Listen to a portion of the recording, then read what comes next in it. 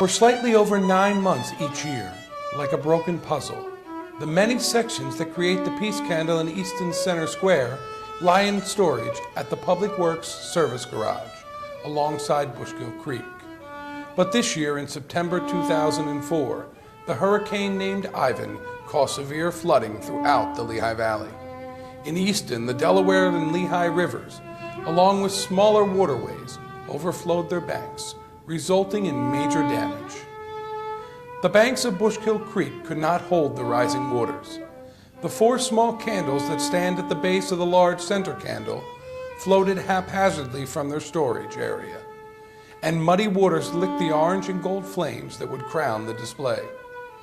This year, work began earlier than usual to power wash and repaint much of the display in time for it to be installed for the holiday season.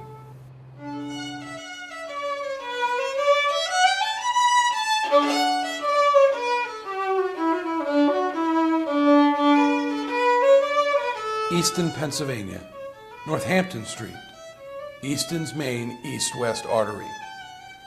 Traveling from the western end of the street in Palmer Township, east into the city of Easton, the thoroughfare crests at the 6th Street Hill and travels down to Center Square to the Soldiers and Sailors Monument. Dedicated in 1900 in honor of the Civil War dead, it stands on land that once housed the original county courthouse from 1765 to 1862. Moving around the square, Northampton Street continues east for 2 additional blocks to the Free Bridge and connects Easton with Phillipsburg, New Jersey. From the south, the main corridor, 3rd Street, intersects Northampton as it circles Center Square. 2 blocks to the north, it travels under State Highway, Route 22, to the base of Lafayette College. Each November, for the past 53 years, the Civil War Monument is transformed into the Peace Candle. For 6 or 7 weeks of the year, in the words of John Govan, it is fitting that men of war should uphold a symbol of peace. The city of Easton is steeped in history. Because our area grew from the circle out and grew from through all the parts of Easton into our suburbs, and it all started around the circle. Yes. When there were only 30 or 40 homes that made up Easton during the early 1730s, 1740s. The circle, the center, Easton Center Square has been, it was the first place the Declaration of Independence was read outside of Philadelphia. It was read on the steps of the original courthouse, and there were a number of Indian treaties, several hundred Indian treaties signed on the spot where that monument is now. It was originally built and dedicated in May 10th in 1900, and it was called the Soldiers and Sailors Monument in dedication for everyone in Northampton County who served in the Civil War. And that was the original reason why the monument was built.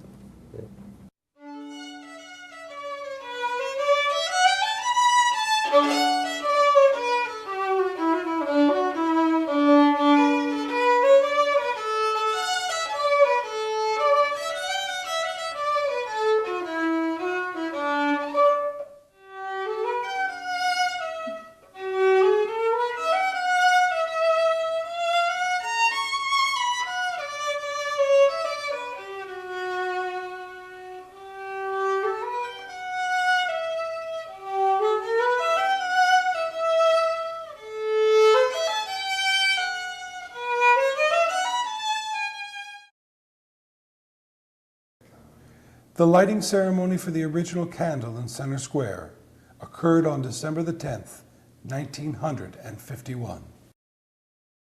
I guess it was a big crowd for that time. Okay, it was probably around 500-600 people. Okay, cold, you know. And the candle was red, glittery. In 1950, Mrs. Hutton Hughes urged the city to establish a new program of holiday lighting. Virginia Purdy suggested a giant candle in the circle. Nyland Jones studied the engineering angles involved and announced that the proposal was feasible. Bill Tideman prepared the architectural plans, and the candle was built over the next year. After construction, fearing possible instability, Tideman persuaded the committee to lower the candle by 18 feet. The original red candle, 75 feet high, was financed and erected as a volunteer cooperative endeavor by the community. Sherwood Gibbs, treasurer of the Christmas Committee, reported that the goal to finance the project was fixed at $4,000. First time the peace candle went up, it really did have a flame. It caught fire. You know? So it was a real candle at that moment. After the lighting ceremony, after more than 500 people had left Center Square, an electrical short brought the candle's flames to life. The fire was quickly extinguished by the Easton Fire Department before it could cause major damage. They changed the color because the candle was very hard to see at night. It was not lit like it is now, okay? So they went from red to white.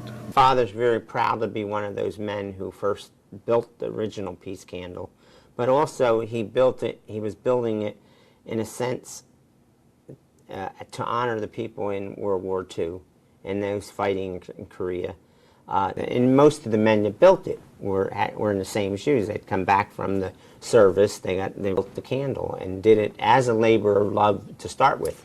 My earliest experience was probably in 1951. At that time, my husband worked at the Easton Express, and Nyland Jones worked at the Easton Express, as did Eric Brodeen. And I would have lunch with my husband and the fellows, and they would talk about the candle. And there were a lot of people that were for it, as now, and against it. So it was a big topic of discussion all the time. But these guys were so gung-ho. Some people thought it was not very historic. Some people thought it was not attractive enough. Someone thought, who wants a candle that size in the middle of downtown Easton? And there were many, many reasons, personal reasons for it. But the people that were always thrilled from day one were the children. The awe, the delight has never gone away. It's there now, and these kids grow up and they end up bringing their children back to see the candle and enjoy it once again in the crowd. My grandmother told me, she told me never forget the candle, that is always light. And wherever there is light, there cannot be darkness. And I passed that kind of information on to my children, and now my grandchild. She's going to have an opportunity to see it for her first time in her life. And it's an exciting time for me because now that tradition is passed on. Regardless of who you are, that symbol of light means a lot to of people of all backgrounds. That it gives you peace knowing that wherever you go in the city of Easton, you can see that light lit. It's a great, great tradition to see. This year, on the grounds around the peace candle, where a Christmas tree already stands. For the first time, a menorah was added to the display, echoing the diversity present when the first candle was dedicated on December 10th, 1951. It was fitting that a Catholic priest, a Jewish rabbi, and a Protestant minister took part in the celebration.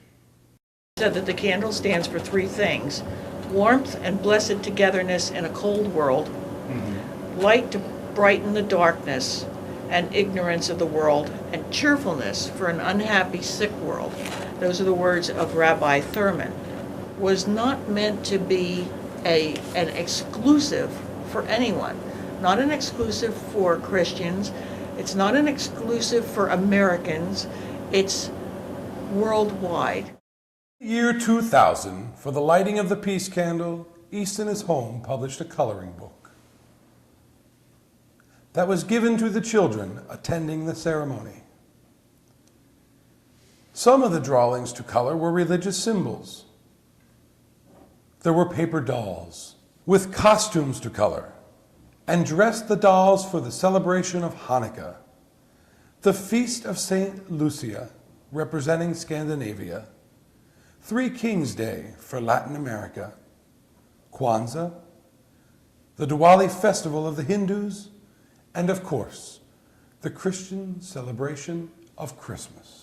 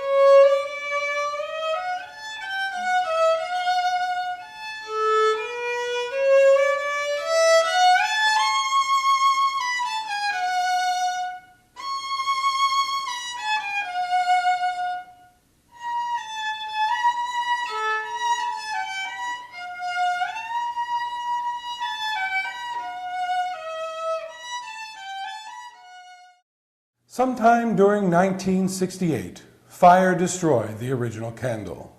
A new, stronger fiberglass replacement was begun.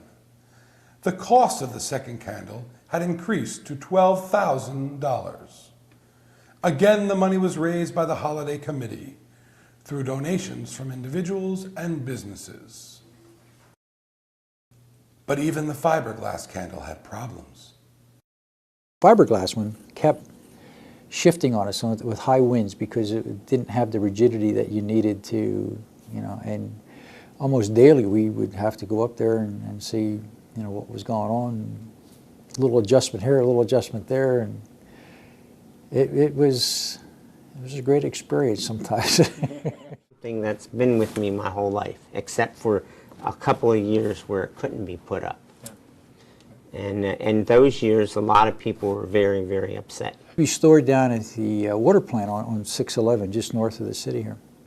And one summer, it caught on fire somehow. I don't know how, but and it burnt to the point where they couldn't put it up again. And it took them 2 years to raise the monies and get the materials and build the new candle.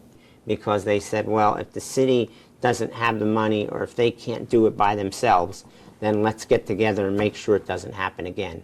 And that's how we got the Easton Holiday Committee.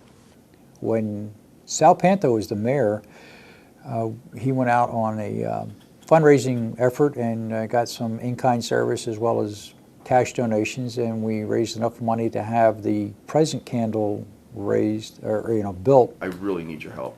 I just got word that this company's not going to be able to do this. I said, I think this is a great way we can get together. And they said, well, go talk to Lee Butts, see what Lee can do for us. And I went to Lee. Lee provided Kurt Bond. Kurt Bond provided the drawings. The unions came in. The carpenters, the metal, the painters, the electrical, they all came in, set up shop in the city garage. And those people got that thing done. And it is stronger and better. He was a supervisor of maintenance in public buildings, and Robley was one of the leads for this candle to go out and raise monies. And Robley was the guy who would stay nights and weekends down at 500 so these workers could get in and do the building. And because we gave them a few of the big bays down there, we pulled some of the trucks out and they built this inside so they could work rain or shine. Robley would be there. Oh, God, I miss him. He was Mr. Easton before Lou Ferrone. He really was. And he was a hard worker for me. He worked for the city, and he worked hard with the unions to get this to fruition. He really did.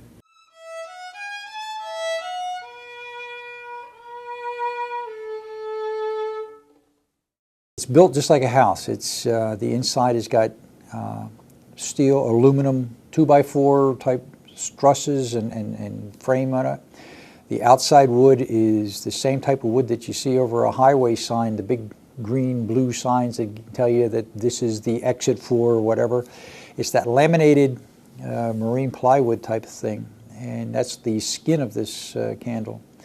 We have 2 sections put together to form a V, and each section weighs 1,000 pounds. The top 2 sections are completely squared, put together because they are above the bugler. The guys can't, they have to climb up the candle to put it together. They can't use the monument to tie off on and things like that. The very top section has a roof on it, and to keep the snow and the ice out from inside the candle, because the older candles never had a roof, and when it would snow or get icy out, the ladder inside that goes up through the candle used to get icy. And if you had to go in there, especially with the fiberglass candle, it was very susceptible to high winds and things, that it might shift a little bit, and we'd have to go up inside to redo it, readjust it, and if it was snowy and icy inside, it was almost a suicide mission. So when we built the new candle, that was one of the things we included, was a roof on it to keep the snow and the ice out of it. And there is a fire hose, a 2-inch fire hose that goes from the top of the candle all the way down to the drain of the fountain of the circle, so that when it does snow and ice collects up there, it melts, goes down through this fire hose, and that is inside the candle, and it's hidden underneath the Christmas trees at the base of it. So it's, this is quite a unique piece. I think the actual height from the base of the candle to the tip of the flame is like 105 feet. It's actually another 10 feet or so to the ground, because the base of the candle sits up about 10 feet off the ground.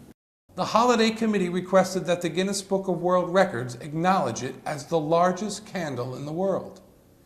Unfortunately, even with the extra height given the new candle, Guinness turned down Easton's request. The candle was not made of wax. There is still talk of petitioning Guinness to create a new category for no wax candles.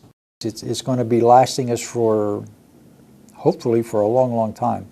Every year we store it down at the city complex. Every year the fellows repaint it, check it out for structural, make sure the integrity of it is good. And every year brand new nuts and bolts are used on it. We never use last year's nuts and bolts because some of them do kind of wear with the movement of the sections. The candle represents the whole history of our area, and also the peace that we help give to our state, our nation, and the world. My father was a World War II veteran in the European theater. I'm a Vietnam vet. I've got a son who's a career man in the Army. He's got 14 years in.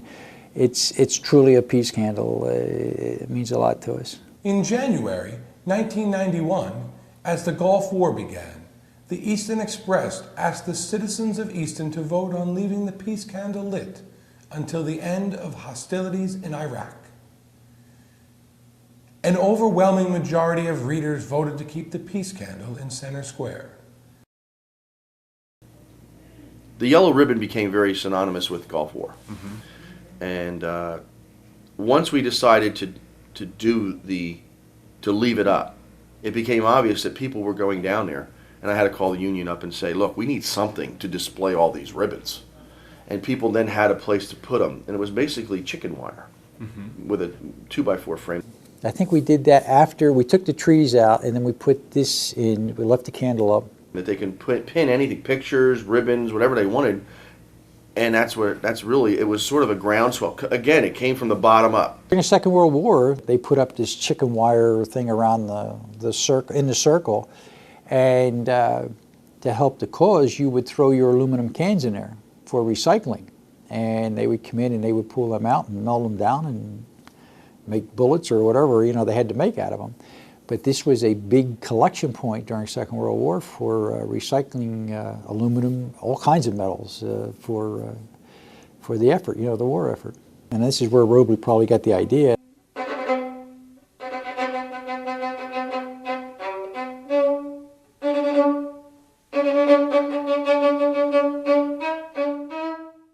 It meant a lot to me also when the Gulf War was going on, because my sister was in the war at that time, and we came down and participated in the ceremonies and pinned our yellow ribbons around the candle and met with the mayor. The mayor came out and met with everybody, and it was just like a big bunch of families just like all gathering around to support each other, and it just meant a lot. The city agreed to have the candle, along with the fence of yellow ribbons, remain in Center Square until Memorial Day.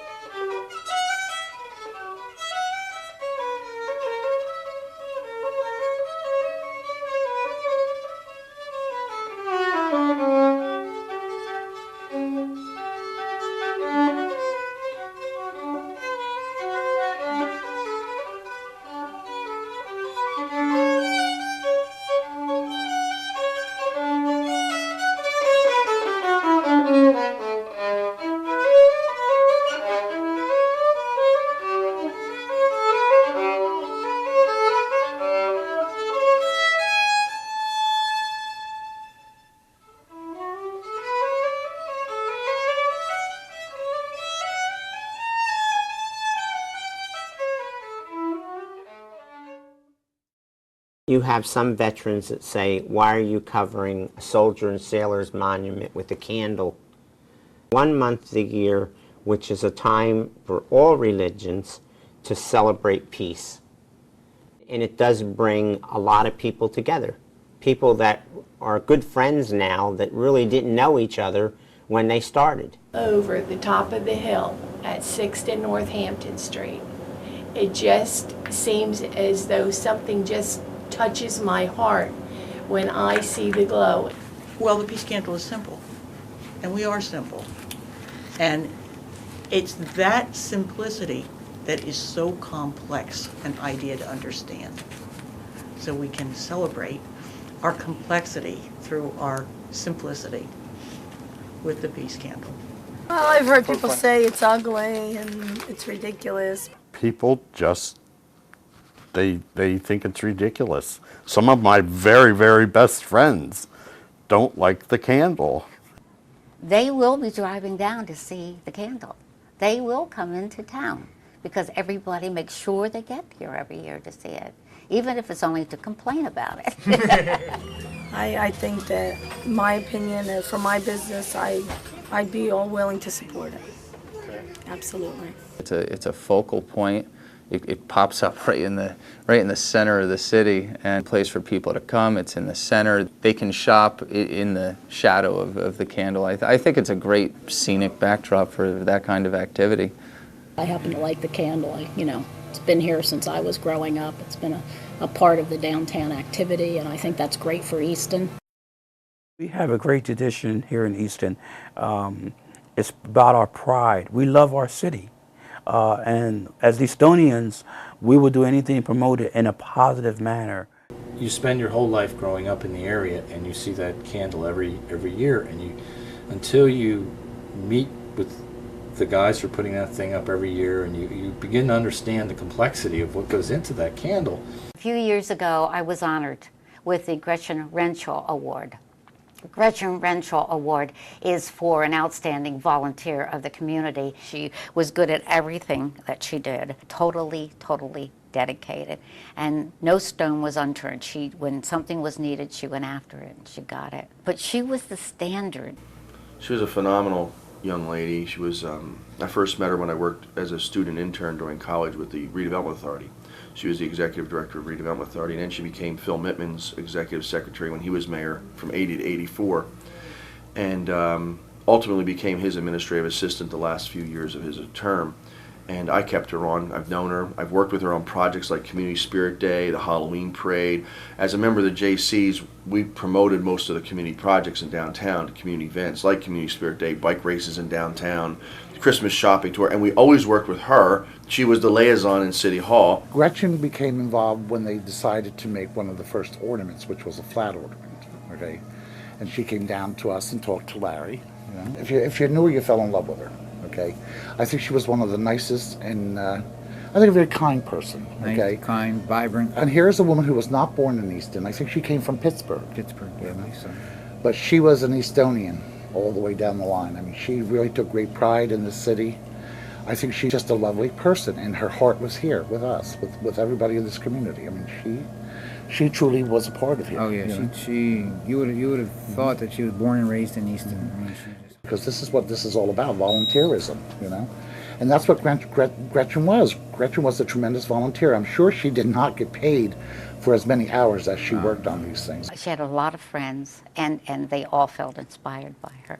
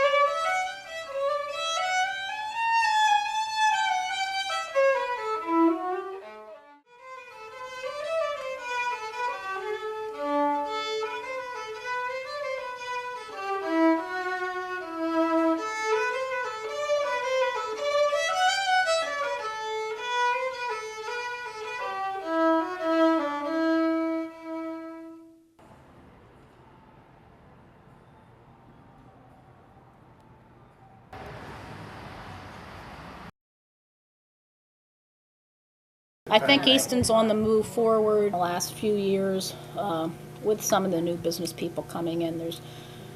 There's really been a feeling of camaraderie and all trying to work together to make it a good community to live in.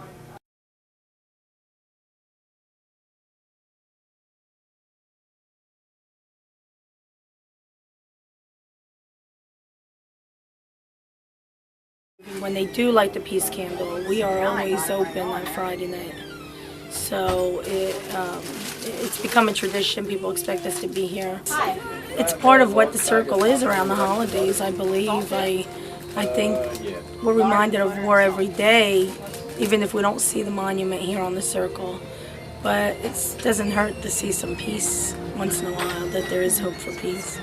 It'll bring people, even if it is that one Friday night a year when they all get together to light it, and has some meaning to it, and they do an awards program, and they have carolers. It is nice. It's nice. I'd be here every Friday night if we could do that. Or people that live in Easton have a strong sense of community, in a sense that they want to help the community improve and remain strong and move forward into the future. I know they've had this holiday auction for the last several years, and I always donate product to that. I think the arts community is a very strong aspect of Easton, and there's some wonderful, talented people that have really thrown themselves into the community, and that's community building too. I think it's a great asset for Easton. It gives a lot of nice ambiance and feeling for downtown, and shows us as, a nice community, a good-hearted community, and we've always supported it. Bixler's has always supported the candle. It really makes it feel like the holiday season's around the corner when the candle goes up. In 1958, when Parnell Lewis, then editor of the Easton Express, celebrated his birthday, then Mayor Orion Reeves issued a proclamation that September 18th was Parnell Lewis Day. Word went out that someone was about to steal the Civil War Soldiers and Sailors Monument. A policeman was actually posted in Center Square to guard the edifice. As a birthday present from the city of Easton, Mr. Lewis received the maquette of the redesigned peace candle. Hidden beneath the candle, of course, was the Center Square Civil War Monument.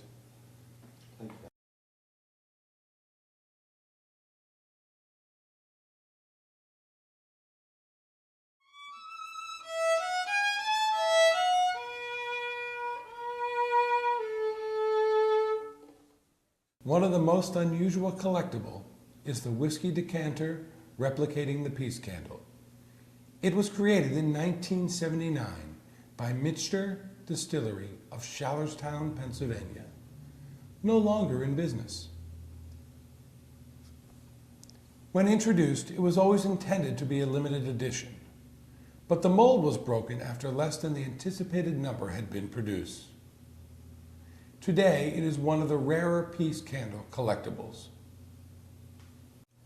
From the beginning, postcards, souvenirs,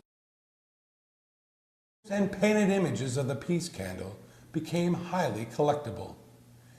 In 1995, Larry Kuiper of Aura Ceramics, then serving as chair of the holiday committee, created a pin of the candle as a special gift to committee members. It proved so popular that the following year, his company, Aura Ceramics, made it available for sale to the public. Starting in 1985, Aura produced ceramic collectibles of the Easton Peace Candle. First was the Peace Candle Medallion, followed in '86 by the Tree Plaque, and in '87 by the Bugler Plaque. In successive years, there were the Orr's department store clock, the peace candle figure, and the tree scene. In 1991, Chris Bloomquist of Aura designed the ceramic replica of the George Taylor House, the oldest house in Easton. Usually about 100 hours to do the sculpting, and then probably another 100 hours before we're ready to go to production. A portion of each sale benefited the Easton Holiday Committee. A different building was introduced annually, creating Easton streetscapes for collectors. Try to pick one that's historical or that's been here for a long time here in Easton.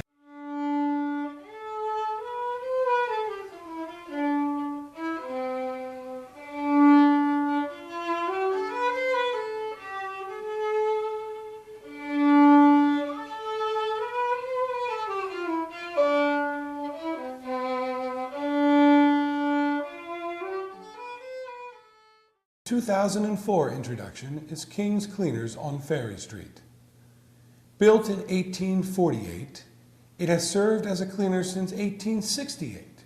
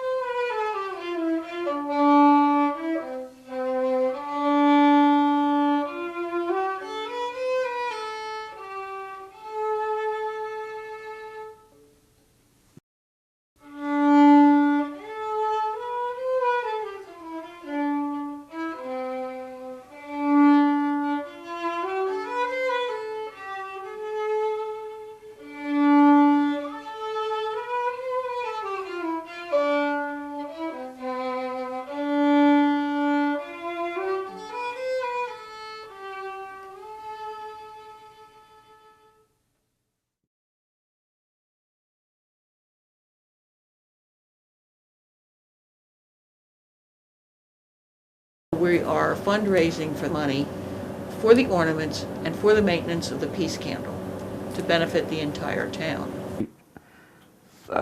Expense to maintain it, and without the community support, it won't happen. We need their support tremendously. There are so many options the people in this city could do. Would give that donation. They've done something in memory of someone or in honor of someone, and they've done something for their community. Our little fundraisers. This year it's a snowflake ornament. Last year it was the peace candle ornament. I get membership lists from the Chambers of Commerce and from the city of all the merchants, any businesses in the area. And then the members of the committee select whom they want to contact. I got the clubs. Monetary donations. And like Liz said too, there enough can't be said about Mr. Skinner, the auctioneer.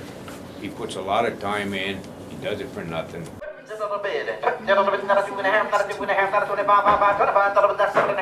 You bought it. If it wasn't for him, I don't think we'd have an auction. Artwork was displayed on Northampton Street for about 2 weeks prior to the auction so that people could see the art and then come to the auction and hopefully bid on it. I think added a great deal visually to the auction by having the art displayed. So I think that it will build in the arts community over the years, and their participation will increase, and there will be more funding for the candle. An hour before the bidding begins, people are free to examine table after table of the contributions to be auctioned and make notes of those on which they wish to bid. The most anticipated item to be auctioned is dinner with the mayor of Easton at a city restaurant of the bidder's choice. The tab for the evening is to be paid by Mayor Mittman, not the city of Easton. It's anybody's choice. Anybody's choice. And I pay, Josie said. You know the bid. Dinner. Does that include drinks? Yeah. 90, 95, 2.5, 275, $275, $300 bid, another 3 1/4, 300 1/4, 3 1/4, 3 1/2, 300 1/2, $375, $375, $400 bid, $400 bid, another 4 1/4, 4 1/4, 4 1/4, 4 1/4, 4 1/2, 400 1/2, $475, 475, 475, another 500 1/2 going twice. You bought it $550 to number 39. The winning bid was made by Mr. Easton, Lou Ferrone, who selected Pearly Bakers to celebrate his win. Here we go on the $50 gift certificate. What about to start at 25? $25 bid, $25 20, $20 10, $10. No one needs tile. I got 10, 15, 20, 25, 30, 35. 35 somewhere. I got 30 in the back, I got 30 in the back, not 5. There, $5. You bought it $30. You bought it $17.50. Sold $275. You bought it $15. You bought it. The Easton Holiday Committee auction raised over $6,000. In Forks Township, a smaller replica of the Easton Peace Candle burns nightly throughout the holiday season. Built by Mr. Anthony Mondillo and installed for the first time in 2001, the Peace Candle has been the focal point of his Christmas yard display at 1109 Apple Blossom Road. On Thanksgiving Day 2001, the Express Times announced the 50th anniversary the following evening of the lighting of what the paper called Easton's Wickless Wonder. Carol Heffley came and she was looking at our work. She introduced herself and she asked if we would do the cover for the Easton Christmas book. Because she said you can only take so many photographs, black and white photographs of the candle. We're probably not going to see these scenes in real life, but it appeals to the imagination. And to an image that's more within you and then actually you're going to go out and see, you know, and that's what I think what art is about. A photo will appear to your eye, and it's very descriptive, but a painting or an art piece really appeals to your mind and your soul. Of course, it has to think out what he's doing, he or she, and there's usually more of a spiritual or inner meaning in the work, and that I think comes through in the art piece. The finished product is something that you can be proud of, whether it's, you know, the artwork that we're doing or the actual putting up the candle. You know, I imagine those guys, when they get that candle up, there's a lot of satisfaction seeing that. You can see the results of your labor. It's also showcasing the unique things that are here. And this, you know, you can either take part in the going-ons in a town and be part of its history, or you could be an observer, you know, and we choose to be part of it. You know, I think it's much more satisfying in the long run, and plus you're leaving something behind that is part of you for generations to enjoy. Bill Rossi at Secret Garden Gift Shop, he had seen Joe's hand-colored print of the peace candle. He asked if he could have permission to turn it into a tapestry. There she is.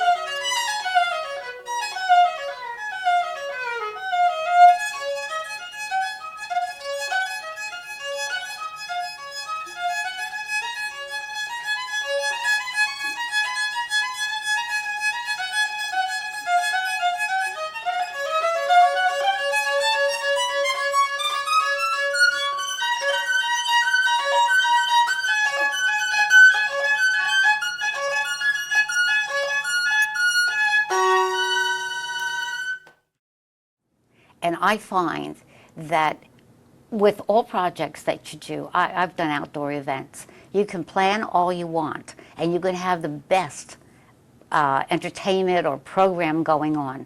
But if you don't have the workers, the actual people that do the heavy lifting, the heavy work, you have nothing. And therefore, they are very valuable people. And they've been extremely loyal over the years, extremely loyal. The city can be proud of their city workers. Today we honor the men of public services and the Department of the City of Easton for their years of caring for the peace candle, the world's tallest non-wax candle. It's their dedication to the candle, the care with which they look over it during the long storage months, and the expertise they employ in its placement each year for the past 50-plus years. The large peace candle ornament that is presented at this ceremony has been produced by Orbell Corporation of Ellsburg, New Jersey. Orbell Corporation is a manufacturing company that etches and plates metal. We are involved in the electronics and medical field. We really do basically no work in the ornamental field. The only customer we actually have for ornaments at this point is the Easton Holiday Committee. Most of what we do ends up inside satellites, ends up inside computers, cars. You never see our parts, ever. So when you have something as visible as this, it's a lot of fun for us to do it, actually. So this is really done more as a labor of love internally than it is, it's really not the core focus of the business. It'd be a real good idea to celebrate the workers who every year spend their few weeks before Christmas inside that candle, putting it together and making sure it's safe. And what we do, after the etching process, we then put a bright nickel finish on it so that it gives it a nice lustrous appearance. And then finally we put a light coating of gold on it to give it a regal finish. So long as this works for the Easton Holiday Committee, I understand each year we'll find another significant item in Easton, and they're going to start a collection for the town, which I think is great. The candle is a light of hope. The candle is peace. And as I understand, people are down and out. I understand that people are hopefully to see that the flame, especially at night, and see a light that, hey, there's hope somewhere, somehow. Once we got all the panels and got the big flame on top of it, that was the easy part from us. Because once we got everything all fastened, all electrical all hooked up to the lighting, to all the lamps, make sure all the lamps work on top there. You just got to get into this tight space, and you have to literally bend your back sort of to get into a certain spot, because there's no other way to get it, because again, it's all enclosed. As long as the wind is not blowing that hard, it could get done a lot smoother. When the wind blows, it just takes a lot more time out of it, and trying to make sure it aligns the holes and make sure it doesn't blow out of proportion. Because I tell you, one time we were afraid that the cable might snap and drop, and that's the worst nightmare anybody can have on a situation like this. To me, it's fun. I like climbing. I like doing this. It's exciting. This is my third year climbing inside the candle and assembling it. And we also disassemble it as well. Just as smooth. The same way you saw how it goes up, it's the same way it goes down.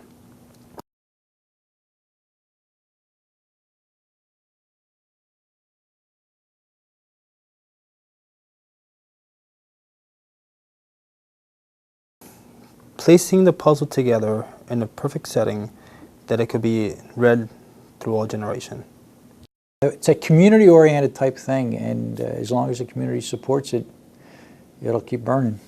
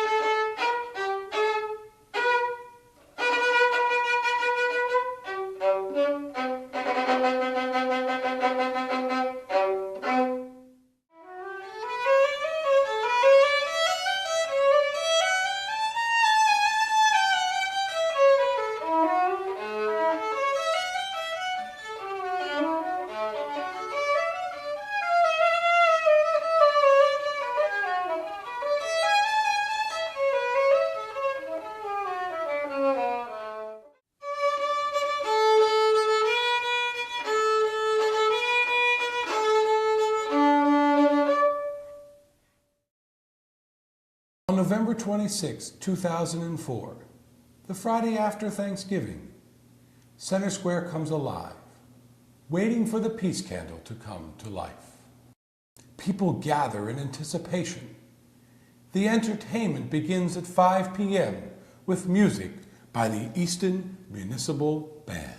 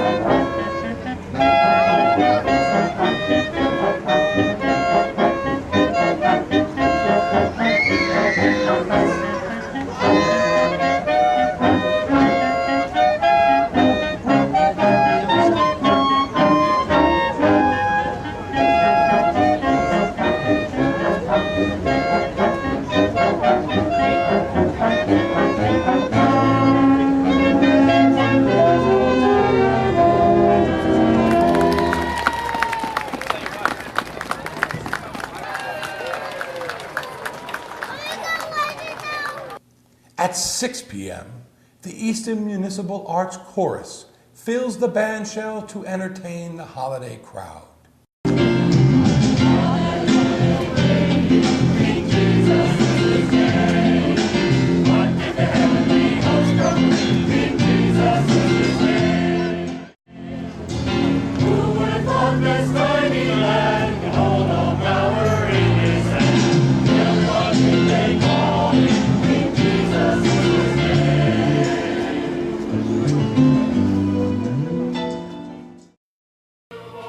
There are toys for children, souvenirs for the curious, and candle memorabilia for the collectors.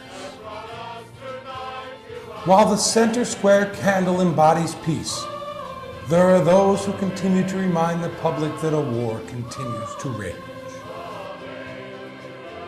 Santa and Mrs. Claus pay a visit to Easton and listen to the Christmas wishes of children. Good boys and girls are rewarded.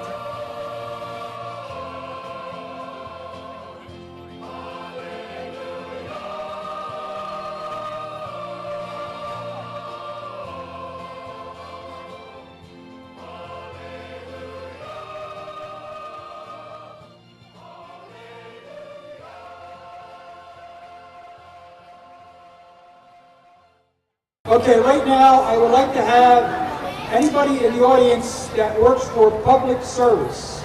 These are the guys that put the candle up, the guys that take it down, the guys who maintain it while it's down. And this is just a couple of them here. We've got an awful lot of these guys put in a lot of time. Carol Heffley publicly presents to the city workers the Orbell enlargement of the collectible peace candle ornament that was officially awarded to the workmen at the mayor's press conference. Nadine Lone. She is the tireless leader of Easton's Westward Weed and Seed program. It is my pleasure to present the Candle Award to Elsie Luciano. Thank you. Just thank you all. Love you all. I don't know what else to say.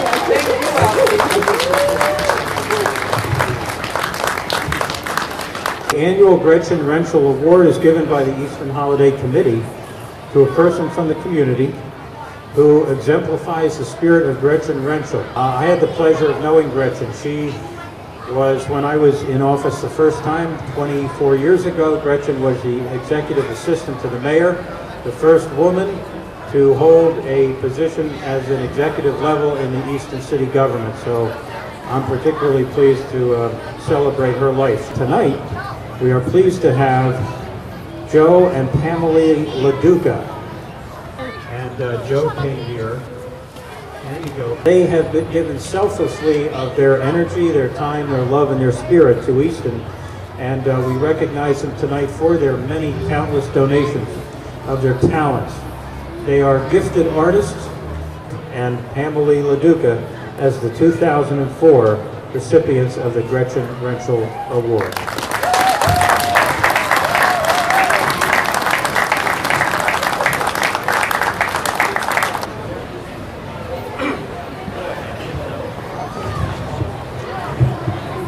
Quite an honor to be part of a list of people like this. I had no idea it was going to happen. And we work with a great bunch of people. And we enjoy what we do, and we'll continue to do. Thank you. Those honored with the Gretchen Renschel Award have the privilege of throwing the switch to light Easton's peace candle.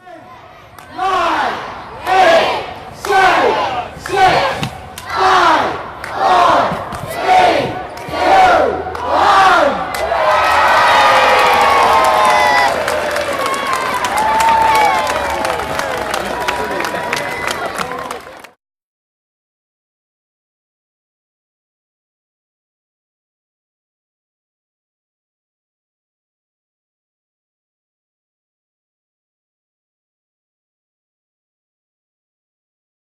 Arriving once more from the west, Center Square is transformed and its message radiates in all directions.